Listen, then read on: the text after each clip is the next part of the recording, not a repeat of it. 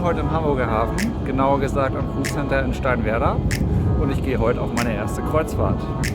Hinter mir ist die AIDA Cosma. Ich habe keine Ahnung, was mich erwartet, aber wir werden es rausfinden in den nächsten Tagen. Für 7 Tage ist das jetzt mein Zuhause und ich freue mich.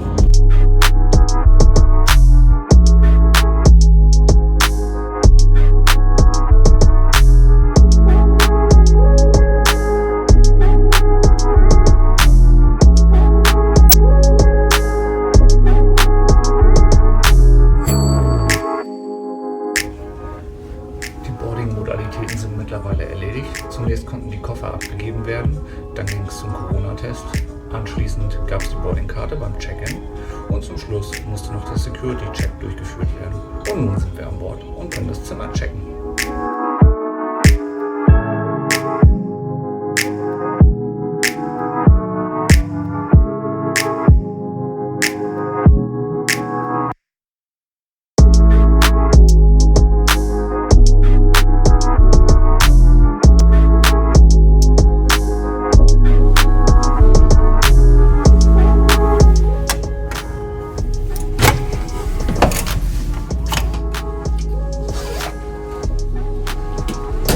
Sieht doch gut aus.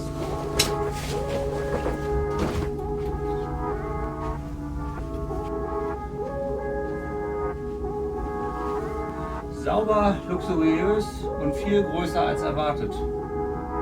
Prima. Mal schauen, wie bequem die Betten sind. Oh. Auch gut. So, dann haben wir noch das Badezimmer. Das sieht auch prima aus. Ich bin zufrieden. Ab aufs Oberdeck.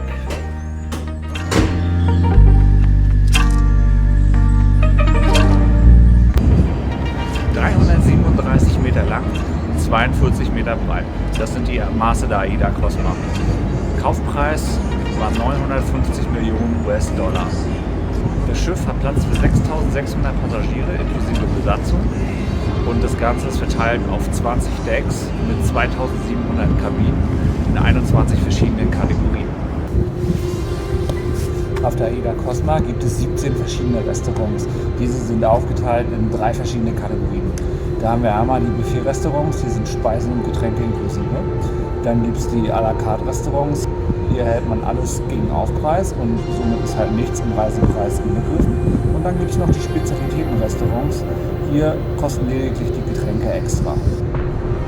Weiterhin gibt es 17 Bars, 5 Shops, 3 Wasserrutschen, 6 Swimmingpools, einen Indoor-Spielplatz, ein Theater, ein TV-Studio, einen Club und zahlreiche Sportmöglichkeiten.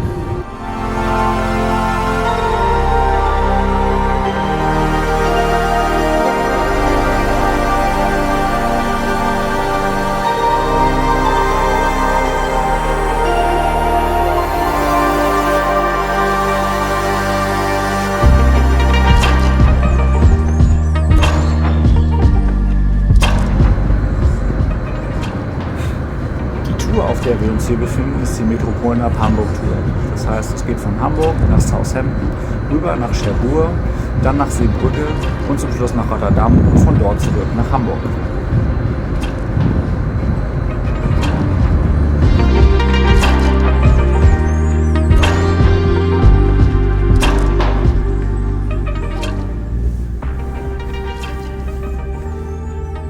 Jetzt mache ich erstmal ein paar Tage Urlaub und wenn ich dann wieder zu Hause bin und das Ganze auf mich gewirkt hat, dann schauen wir mal, wie es mir gefallen hat.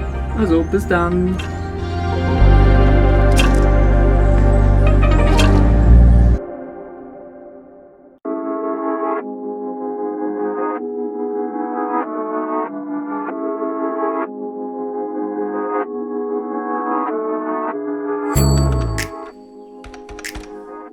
Gut, viel besser als erwartet. Ja, an sich hatte ich gar keine großen Erwartungen. Ich hatte aber gedacht, das wäre halt wie so ein Cluburlaub in einem All-Inclusive-Hotel. Dem war aber nicht so. Man konnte doch wirklich sehr viele eigene Sachen machen. Es war auch nicht so beengt, wie ich mir das vorgestellt hatte. Und demnach war das alles sehr nett, entspannt und eine schöne, ungezwungene Atmosphäre. Glücklicherweise gab es individuelle Ausflüge. Das wurde Anfang Februar diesen Jahres quasi wieder gelockert. Normalerweise gibt es nur vorgeplante Ausflüge von AIDA. Das heißt, man wird mit dem Bus vor der Tür bzw. vor dem Schiff abgeholt, bleibt dort in seiner Corona-Blase und fährt dann beispielsweise in irgendeine Stadt oder zu irgendeiner Sehenswürdigkeit, hat dann eine geführte Tour, macht dann vielleicht noch ein, zwei Einkaufsbummel, die auch geführt sind, und fährt dann mit dem Bus zurück zum Schiff, sodass man im Normalfall so gut wie keinen Kontakt zu anderen Menschen hat. Das war wie gesagt jetzt nicht der Fall. Ich konnte viele individuelle Ausflüge machen. Das war alles sehr gut geplant. Die Anlegeplätze in den Häfen waren halt so günstig gelegen, dass das auch einfach möglich war. Ja, ich habe tatsächlich einen einzigen geführten Ausflug gemacht, und zwar war das der Mont Saint-Michel im Hafen Cherbourg.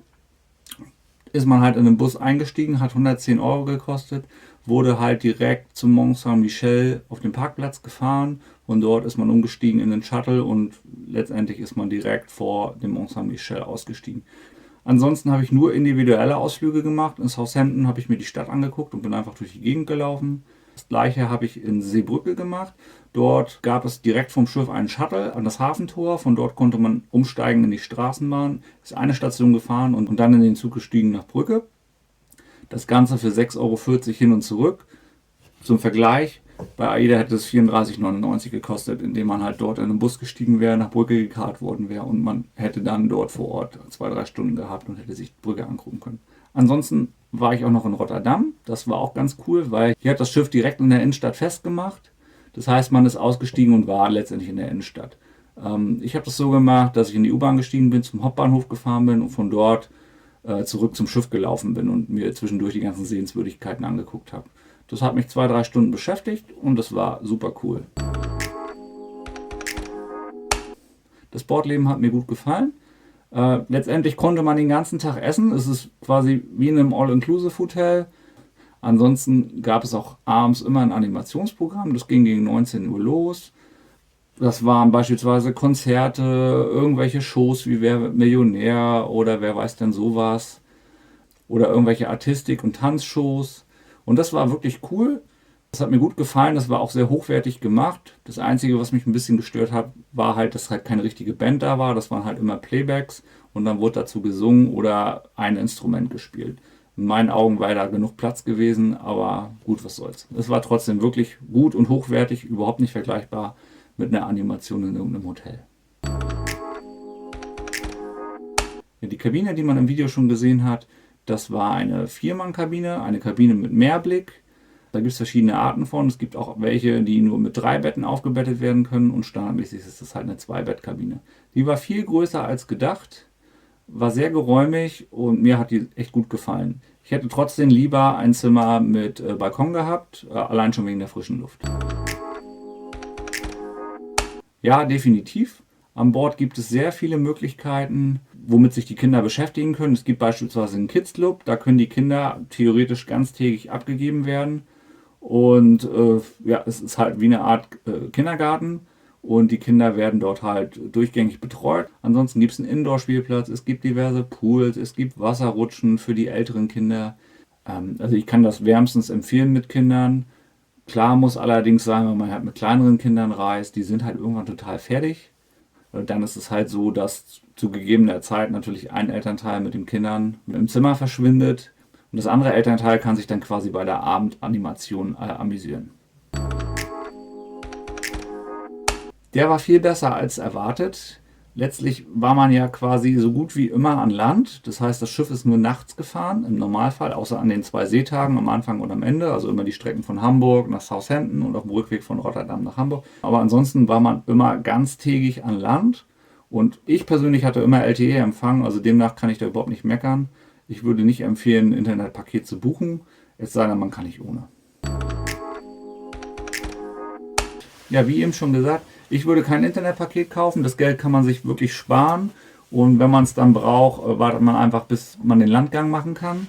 Unbedingt individuelle Landgänge machen, wenn man der Typ dafür ist. Wenn man natürlich diese geführten Touren machen möchte, dann viel Spaß dabei. Wenn man das nötige Kleingeld hat, beziehungsweise so ein bisschen mehr Geld ausgeben möchte, dann würde ich unbedingt die Balkonkabine empfehlen. Auch bei den Getränken könnte ich empfehlen, zumindest die Getränke Flatrate Light zu nehmen. Man könnte theoretisch komplett kostenlos Getränke haben, indem man halt immer in ein Buffet-Restaurant geht, dort aber auch nur mit sehr eingeschränkter Auswahl, zum Beispiel Softgetränke, Wasser oder Säfte.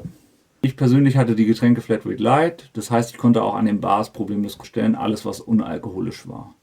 Wichtig dabei ist zu wissen, wenn man eine Getränke Flatrate bucht, muss man die für alle Personen in seinem Zimmer buchen. Ansonsten kann ich noch sagen, Bettwäsche und Handtücher, also lasst das zu Hause, spart euch den Platz, schleppt das nicht mit. Und eine wichtige Sache, solltet ihr Schlüsselbänder haben mit so einem kleinen Haken dran, nehmt die mit. Es sei denn, ihr wollt unbedingt eins von AIDA kaufen. Wenn man die Bordkarte nicht die ganze Zeit in seiner Tasche schleppen möchte, dann ist halt so ein Bändchen echt empfehlenswert. Oder man kauft es halt für 5 bis 10 Euro im AIDA-Shop. Ja, auf jeden Fall. Mir hat das wirklich sehr gut gefallen. Für meine erste Kreuzfahrt war das wirklich, wirklich gut. Ich würde wieder eine Kreuzfahrt bei AIDA buchen, weil mir das ganze Gesamtpaket drumherum wirklich gut gefallen hat.